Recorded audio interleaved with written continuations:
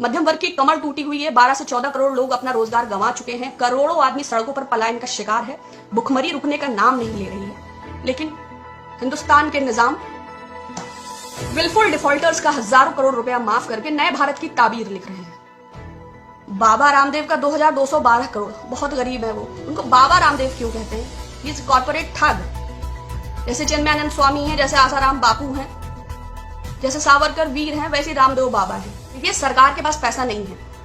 ये बात अलग है कि 6 साल में चाहे वो जेट एयरवेज हो, चाहे भारत पेट्रोलियम हो, चाहे BSNL हो, चाहे MTNL हो, चाहे HAL हो, चाहे लाल किला हो, चाहे $20 इंटरनेशनल मार्केट में पेट्रोल है, लेकिन हम तो उसी मूल्य में खरीद रहे हैं। 1 महीने की कोरोना डिजीज ने भूखमरी के वो हालात पैदा कर दिए हैं। हम वही हैं जो थोड़े दिन पहले विश्व शक्ति जगत गुरु थे और सबके कागज जांचने में पैसा खर्चने वाले थे। अचानक से इस कदर की भूखमरी है कि हम उसका सामना करने में सक्षम नहीं हो पा रहे हैं। सिर्फ उत्तर प्रदेश के 34 जिलों में एक भी ICU बेड नहीं है। प्रोक्योरमेंट के सारे राइट्स केंद्र सरकार के पास हैं। 245 रुपए की किट 600 रुपए में ICMR किसकी जवाबदेही है?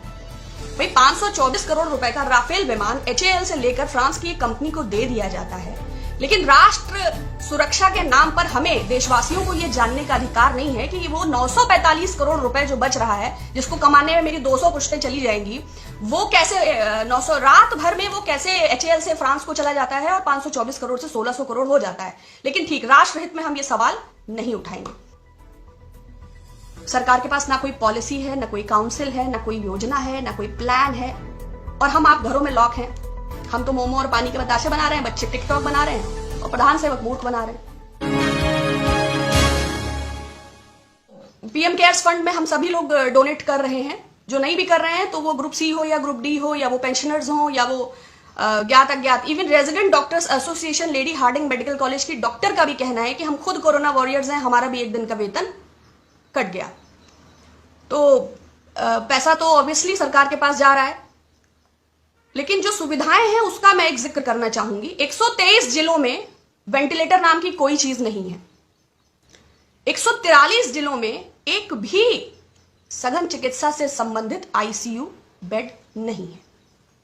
183 जिलों में 100 से भी कम आइसोलेशन बेड्स हैं। और उत्तर प्रदेश, बिहार और असम की तो बात ही मत करिए, क्योंकि सिर्फ उत्तर प्रदेश के 34 जिलों में एक भी ICU बेड नहीं है। कोई नहीं, 33 करोड़ का हम लोग दिया जलाते हैं, बड़ी बड़ी मूर्तियां बनाते हैं, 2-4 बेड नहीं है तो it's not a very big deal. Madhya Pradesh के 55 में 31 जिलों में एक भी ICU बेड नहीं है। ये पत्रिका की रिपोर्ट है, आई पोस्ट इट। कोई नहीं, मध्य प्रदेश में बेड नहीं है, सरकार तो है। अभी 28 विधायकों का मूल्य क्या निर्धारित हुआ था, मुझे तो नहीं ज्ञात है। तो ये जो है स्वास्थ्य की स्थिति है, लेकिन आप सिर्फ राज्य सरकारों को इसके लिए जिम्मेदार नहीं ठहरा सकते। कारण ये है कि फाइनेंस सेंटर और फाइनेंस कमीशन मिलकर जो भी सरकार एक बजट, एक राज्य का जो भी उसको अमाउंट निर्धारित करती है, क्योंकि PM केयर्स फंड CSR के अंतर्गत आता है, लेकिन जो CM केयर करके राज्यों के जो फंड प्राइवेट बनाए गए हैं वो CSR के दायरे में शायद नहीं आते हैं। तो उत्तर प्रदेश को 1,40,000 करोड़ रुपए इस फाइनेंस कमीशन और सेंटर की बॉन्डिंग के अंतर्गत मिलना चाहिए था, लेकिन मिला है 8,255 करोड़ रुपए। तो आप ये क्या आप समझते हैं कि वो दिया जलाएंगे, कि फगुआ मनाएंगे, कि होली मनाएंगे, कि ICU बेड लगाएंगे, कि आइसोलेशन सेंटर लगाएंगे, कि गाय का भोजन सुनिश्चित करेंगे? सरकार के पास रेवेन्यू जनरेट करने जैसी कोई चीज इस वक्त नहीं है। बिहार को 78,896 करोड़ रुपए मिलना चाहिए थे और मिला है 4,631 करोड़ रुपए। तो आप चाहते हैं कि पूरे देश से वो अपने बच्चों को बुलाएं, कहां से बुलाएं? आप हमारे घर आएंगे, जो हमारे पास आपके स्वागत के लिए उपस्थित होगा वही तो, वो काजू कतली है या गुड़, मेरी हैसियत अनुसार होगा।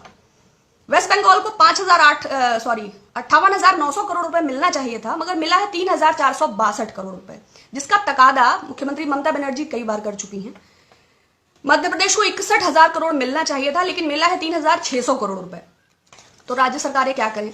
प्रोक्योरमेंट के सारे राइट्स केंद्र सरकार के पास हैं।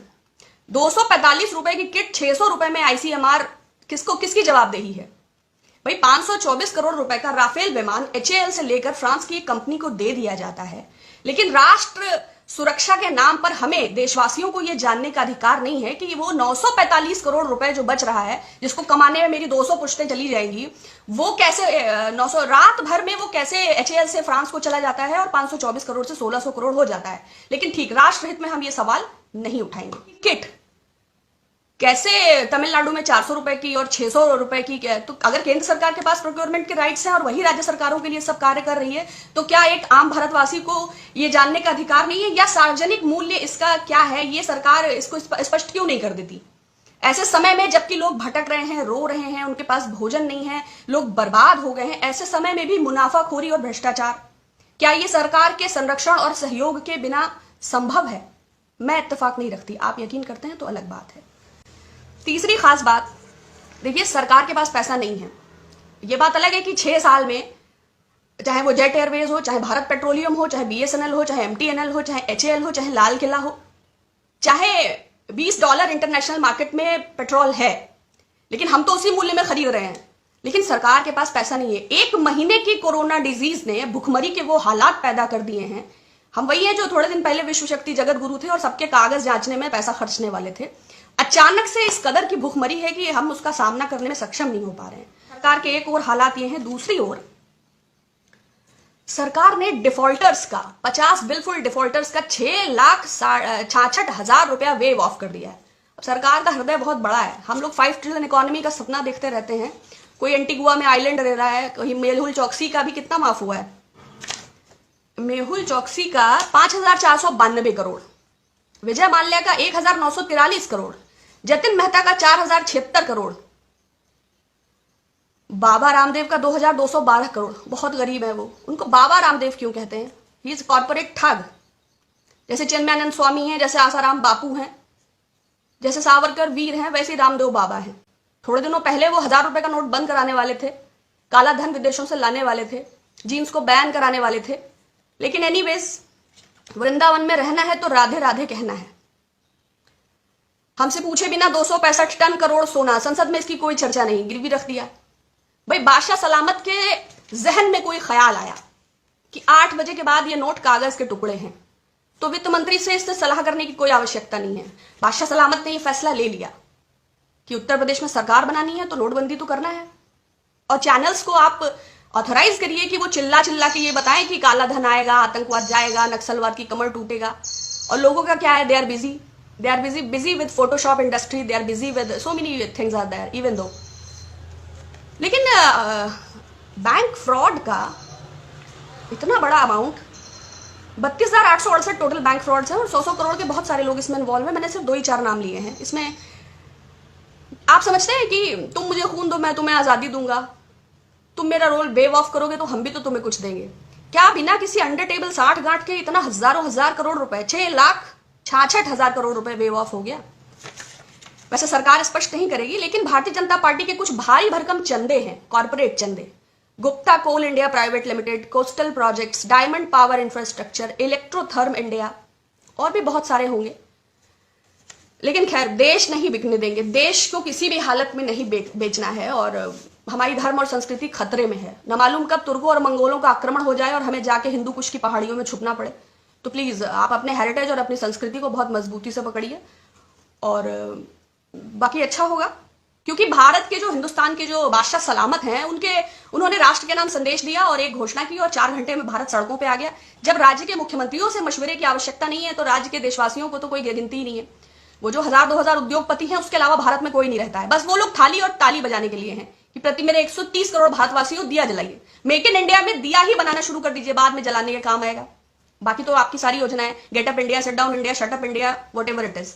हमारे प्रधानमंत्री जी ने इन सबको दरकिनार करते हुए एक पीएम केयर्स नाम का ट्रस्ट बनाया, जो आरटीआई के दायरे में नहीं आता, जो सीएजी के दायरे में नहीं आता, जिसको प्राइवेट ऑडिटर्स ऑडिट करेंगे और जिसमें तमाम लोग धन दे रहे हैं, जिसमें पहले हफ्ते में ही इसके अनाउंसमेंट के बाद 6,500 करोड़ रुपए जमा हुआ था। लेकिन उसको लेके कोई पारदर्शिता अभी तक प्रदर्शित नहीं हुई। जब राज्य सरकारों को मिला नहीं, मध्यम वर्ग को राहत नहीं, किसी प्रकार की कोई घोषणा नहीं, तो इसका फंड कहां है? जाहिर बात है, प्राइवेट ऑडिटर्स ऑडिट करेंगे तो हम इस पर सवाल नहीं उठा सकते। और अगर कानून में, डिजास्टर मैनेजमेंट एक्ट में इस बात का प्रावधान है कि नेशनल डिजास्टर रिस्पॉन्स फंड रहेगा और उसको वो काउंसिल प्राथमिकता और आपदा प्रबंधन के आधार पर खर्च करेगी, तो पीएम केयर्स बनाया क्यों गया? हालांकि इसका उत्तर नहीं मिलेगा।